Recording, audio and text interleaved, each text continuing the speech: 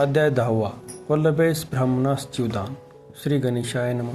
नामधारक सिद्धयोग्याला म्हणाला, महाराज, श्रीपाद यती सूक्ष्मरूपाने कुरवपुरातच राहिले असे आपण सांगितले. मग त्यांचे अर्थात श्री दत्तात्रेयांचे पुढील अवतार कसे झाले? सिद्ध म्हणाला, श्री गुरूंचा महिमा अतर्क्य आहे. त्यांच्या लीलेचा कोणालाही थांग लागत नाही. ते कार्यासाठी अनंत रूपे धारण करू शकतात. भगवान विष्णू क्षीरसागरात वास करतात, पण भक्तांच्या उद्धारासाठी त्यांनी भूतलावर अनेक अवतार घेतले हे तुम्हाला माहीत आहे. सृष्टीचक्र अव्याहत चालण्यासाठी एकमेव अद्वितीय असे ते परब्रह्म त्रिरूप झाले हे सर्वसामान्य आहे. सामर्थ्य सर्वसामान्यांना आकलन होत नाही. म्हणून श्रीपाद यती कुरवपुरात अव्यक्त होऊन राहिले तरी त्यांनी कालपरत्वे योगबलाने विविध अवतार घेतले हे समजून घे. गुरुभक्ती कधीही व्यर्थ ठरत नाही. जो अत्यंत आपुलकीने श्री गुरूंची सेवाभक्ती करतो, त्यांच्यावर दृढ विश्वास ठेवतो, त्या भक्ताला ते अहोरात्र जपतात, त्यांची काळजी घेतात. याविषयी एक कथा सांगतो, म्हणजे श्री गुरूंची वात्सल्यता ते कार्यासाठी कसे प्रकट होतात याची खात्री पटेल. वल्लभेश नावाचा एक काश्यप गोत्री ब्राह्मण होता. तो सुशील व सदाचारी होता. व्यापारधंदा करायचा. तो श्रीपादांची भक्ती करायचा. त्यांच्या दर्शनासाठी प्रत्येक वर्षी कुरवपुरास यायचा. एकदा तो व्यापारासाठी निघाला. या खेपेस चांगला नफा झाला तर गुरुस्थानी 1000 ब्राह्मण भोजन द्यायचे असा त्याने मनोमन संकल्प केला होता. मार्गामध्ये तो श्रीपादांचेच ध्यान करीत होता.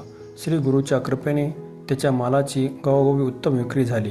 त्याला अपेक्षेपेक्षा जास्त नफा मिळाला. ती द्रव्य राशी घेऊन तो कुरवपुरास निघाला. काही चोरांनी त्याला लुटविण्याचे ठरविले.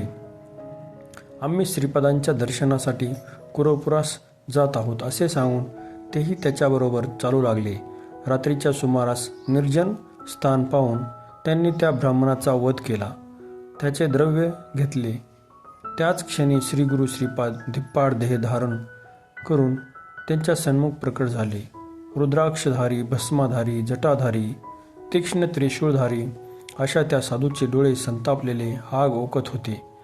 ते भयंकर उग्र रूप पाहून तस्कर भयभीत झाले. श्री गुरूंनी आपल्या त्रिशूळाने त्यांना क्षणार्धात ठार केले. एक तस्कर गयावया करीत त्यांच्या चरणी लोटला. तो म्हणाला, मला मारू नका, मी निरपराधी आहे. या ब्राह्मणाला मी मारले नाही. माझे साथीदार याला मारतील याची मला जराही कल्पना नव्हती. मी याला वाचवू शकलो नाही, मला क्षमा करा. सर्व साक्षी श्रीगुरूंनी त्याचे अंतःकरण जाणले. त्याला क्षमा केली. त्याच्या हाती थोडी विभूती देऊन म्हणाले, ही विभूती या ब्राह्मणावर टाक. तस्कराने ब्राह्मणाची मान धडाला लावली आणि ती विभूती तिथे प्रोक्षण केली. तर काय आश्चर्य, तो गुरुभक्त ब्राह्मण तत्काळ उठून बसला. श्रीपाद यती एकदम अदृश्य झाले. जिवंत झालेला वल्लभेश ब्राह्मण त्या तस्कराला विचारू लागला, तू मला का धरले आहेस? या सर्वांना कोणी मारले?